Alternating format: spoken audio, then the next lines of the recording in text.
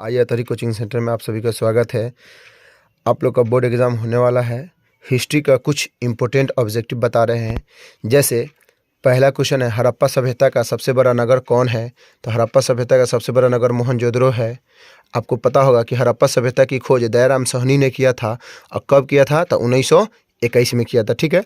और ये हड़प्पा सभ्यता जो है वो हड़प्पा किस नदी के किनारे है? तो रावी नदी के किनारे। ठीक है।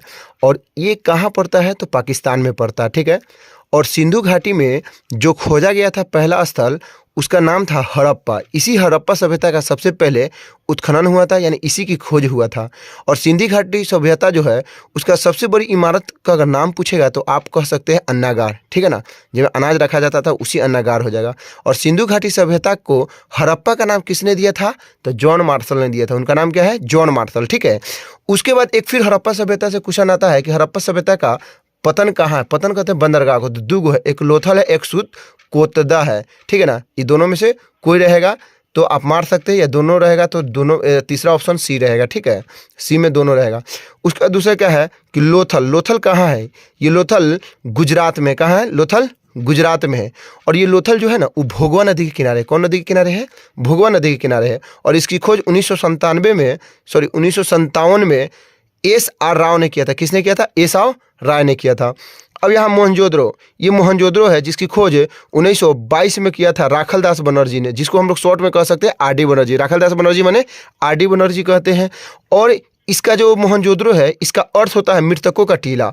पूछे मृतकों का टीला किसका अर्थ होता है? तो मोहनजोदड़ो का। मोहनजोदड़ो का अर्थ क्या होता है? मृतकों का टीला। और ये जो भाषा है मोहनजोदड़ो, ये सिंधु भाषा है। कौन भाषा है? सिंधु भाषा है। और सिंध का भी भाग पूछ देगा कि सिंध का भाग किसे कहा जाता है? तो मोहनजोदड़ो को कहा जाता है। ये कहाँ पड़ता है? सिंध में पड़ता है। सिंध कहाँ है? पाकिस्तान में पड़ता है। अब आगे बढ़ते हैं हम लोग कि हल से जोते खेत का साक्ष्य कहाँ मिला था? कालीबंगा में। खेत से जोते हुए प्रमाण कहाँ मिला? यानी हल का प्रमाण पूछे या खेत से जोते हुए हल का परिमाण पूछे, वो भी कहाँ मिला था? कालीबंगा में मिला था। ठीक है। और ये कालीबंगा कहाँ पड़ता है? पूछेगा कि कालीबंगा कहाँ स्थित है? तो राजस्थान में। जगह का नाम है राजस्थान। और नदी का नाम पूछेगा तो सरस्वती नदी हो जाएगा। और इसका खोज पूछेगा कि खोज किसने किया था? तो 1953 में ब्रजवासी लाल किया था। किसने किया था? ब्रजवासी लाल ने किया था। ठीक है ना। उसी तरह कहीं पूछ दे कि धौलावीरा किला है, धौलावीरा गुजरात में पड़ता है। बनावाली पूछ दे कहाँ है? तो बनवाली हरियाणा में पड़ता है। ये सब कुछ इंपॉर्टेंट है, याद रखिएगा। ठीक है। उसी तरह कहीं ऑब्जेक्टिव पूछ दे कि हड़प्पा सभ्यता में अग्निकुंड कहाँ पाया गया था? ये भी कालीबंगा में पाया गया था। अग्निकुंड कहाँ पाया गया था? कालीबंगा में पाया गया था। ठीक है। उसके बाद पुरातत्व के अंतर्गत कौन नहीं है? साहित्य, सिक्का, अभिलेख। तो साहित्य नहीं है। ठीक है ना, ये सब है, ये नहीं है। यही पुरातत्व है जी, जो संस्कृत का भाषा है। पुरातत्व किस भाषा का है? संस्कृत का। ठीक है। सिंधु घाटी सभ्यता में विशाल स्नानागार का अवशेष कहाँ से प्राप्त हुआ? मोहनजोदड़ो से। कहाँ से प्राप्त हुआ था? मोहनजोदड़ो से प्राप्त हुआ था। और हड़प्पा सभ्यता की मोहरें किस चीज़ की बनी हुई थी? सेलकरी पत्थर से। किस पत्थर से बना हुआ था? सेलकरी पत्थर से बना हुआ था। सिंधु घाटी निवासी को किस धातु का ज्ञान नहीं था? तो लोहा का ज्ञान नहीं था। किसका नहीं था?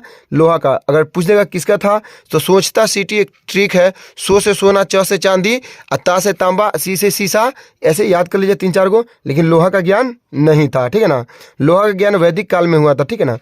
उसी तरह एशियाटिक सोसाइटी की स्थापना कब हुआ था? तो 1784 में हुआ था। ये एशियाटिक सोसाइटी कहाँ है? तो कलकत्ता में है। और इसकी स्थापना किसने किया था? तो आपको पता होगा कि इसकी स्थापना विलियम जोन्स किया था। किसने किया? विलियम जोन्स ने किया था। आइए, हड़प्पा सभ्यता किस युग की सभ्यता है? तो कांस्य युग की सभ्यता है। किसकी सभ्यता है? कांस्य युग की सभ्यता है। हड़प्पा सभ्यता के पतन के क्या कारण थे? विदेशी आक्रमण था, प्राकृतिक कारण था, मानवीय कारण था, इनमें से सभी होगा। भारतीय पुरातत्व का पिता किसे कहा जाता है? ए कनिंघम। ए से एलेक्जेंडर कनिंघम है। इसको क्या नाम है कि भारतीय पुरातत्व का पहला डायरेक्टर भी कह सकते हैं। और भारतीय पुरातत्व की स्थापना 1861 में हुआ था। कब हुआ था? 1861 में हुआ था। उसी तरह अगला क्वेश्चन है कि इंडिका किसकी रचना है? तो इंडिका आप जानते हैं कि मेगास्थनीज की रचना है। किसकी रचना है? मेगास्थनीज की। इसी तरह और भी पूछ सकता है कि अर्थशास्त्र किसकी रचना है?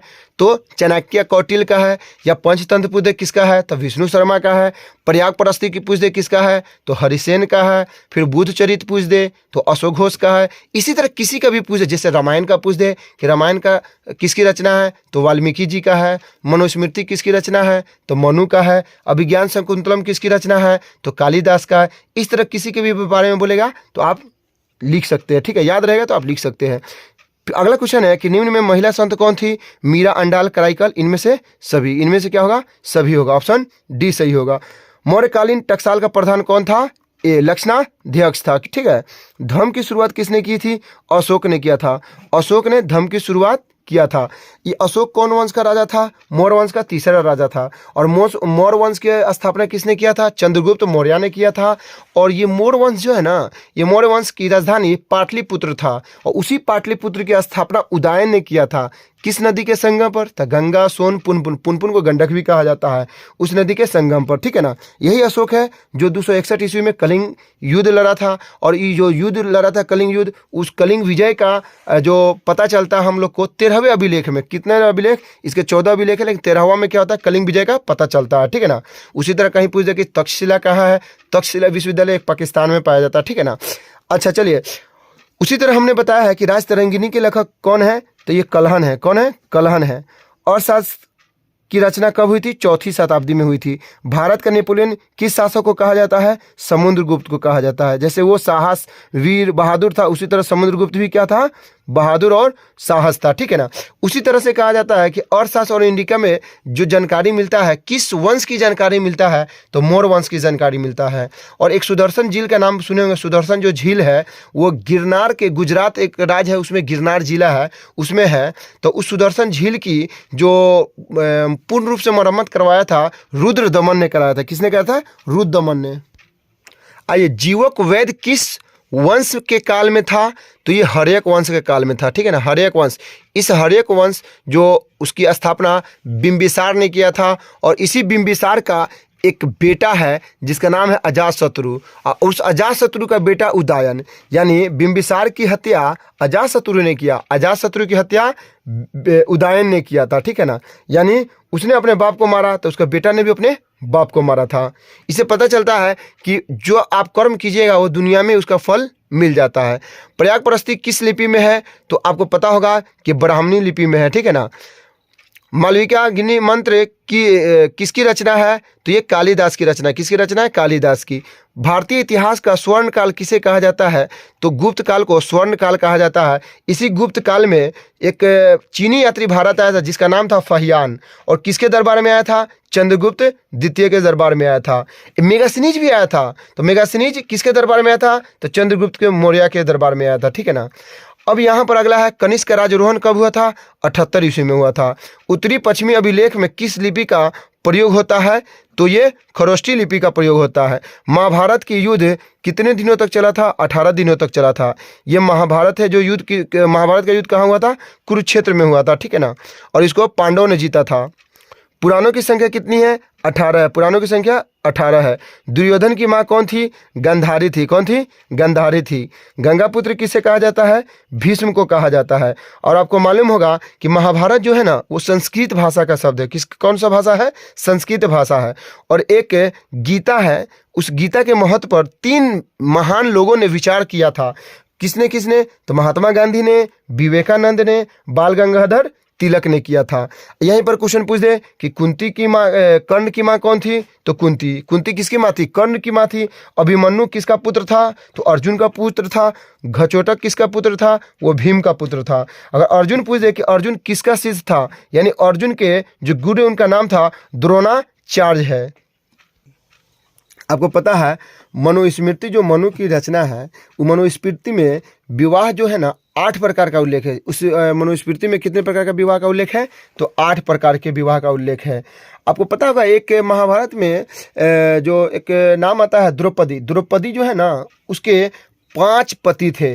कौन कौन थे? युधिष्ठिर था, भीम था, अर्जुन था, नकुल था, सहदेव था। ठीक है ना। अब ये कुरुक्षेत्र का युद्ध किसने जीता था? पांडवों ने जीता था। किसने जीता था? पांडवों ने जीता था। स्तूप का संबंध किससे? बौद्ध से। बौद्ध स्तूप यानी स्तूप का संबंध बौद्ध धर्म से है। हीनयान और महायान किस संबंध किस धर्म से है? इसका भी बौद्ध धर्म से संबंध है। जैन धर्म के 24वें तीर्थंकर कौन थे? महावीर स्वामी थे। कौन थे? महावीर स्वामी थे। पहला पूछेगा तो ऋषभ देव है। ठीक है ना। त्रिपिटक का संबंध किससे है? बौद्ध धर्म से। किस धर्म से है? बौद्ध धर्म से। श्वेतांबर और दिगंबर का संबंध किससे है? इनका है जैन धर्म से। सांची का स्तूप कहाँ है? रायसेन जिला, जहाँ कहाँ पड़ता है? एमपी में यानी मध्य प्रदेश में है। ये सांची का जो स्तूप है। महात्मा बुद्ध को ज्ञान की प्राप्ति कहाँ हुआ था? बोध गया में मिला था। कहाँ हुआ था? बोध गया में ज्ञान की प्राप्ति हुई थी। अयंगर व्यवस्था का संबंध किससे है? तो विजयनगर से है। किससे है? विजयनगर साम्राज्य से है। विरूपाक्ष मंदिर का हम्पी में है। अच्छा, हम्पी जो है वो किस राज्य में है? तो विजयनगर में। हम्पी किस राज्य में है? विजयनगर में। आइए, तालीकोटा का युद्ध हुआ था 1565 में हुआ था। विजयनगर की स्थापना किसने किया था? तो हरिहर और बुक्का में। हरिहर और बुक्का कौन था? तो दोनों भाई था। 1336 में किया था। चलिए, विजयनगर के शासकों ने अपने आप को क्या कहा था? राय कहा था। क्या कहा था? राय कहा था। मंदिर का प्रवेश द्वार कहलाता है गोपुरम। गोपुरम का संबंध किससे? तो मंदिर से है। ठीक है ना। 2 क्वेश्चन 2 तरह से पूछेगा। आपका आंसर मंदिर का प्रवेश द्वार गोपुरम हो जाएगा। गोपुरम का संबंध किससे? तो मंदिर से हो जाएगा। विजयनगर का महान शासक कौन है? कृष्णदेव राय है। विजयनगर की यात्रा पर आने वाला पहला विदेशी कौन था? निकोलो कोटी था। हम्पी को यूनेस्को द्वारा विश्व पुरातत्व स्थल किस वर्ष घोषणा की गई थी? ये 1986 में किया गया था। रूस में भारतीय विद्या का जनक कौन है? जीएस लिविदेव है। ब्राह्मणी साम्राज्य की स्थापना कब हुआ था? 1347 में अलाउद्दीन हसन बहमन शाह ने किया था। ठीक है। तेनालीराम का संबंध किससे है? तो विजयनगर साम्राज्य से। किससे है? विजयनगर साम्राज्य से। विजयनगर पर कितने वंशों ने शासन किया था? तो संगम वंश, सालू वंश, तुलु वंश और विदु वंश, यानी सभी ने किया था। आपको पता होगा कि एक महाजन पद के बारे में बताए होंगे कि 16 महाजन पद है, उसमें सबसे शक्तिशाली कौन है? मगध होता है। ठीक है ना। और यहाँ पूछे कि वेदों की संख्या कितनी है? तो 4 है। ऋग्वेद, सामवेद, अर्थवेद, यजुर्वेद। और सबसे पुराना वेद कौन है? तो ऋग्वेद है। और सबसे प्राचीन महाकाव्य कौन है? महाभारत है। इसकी रचना किसने किया था? वेद व्यास ने किया था।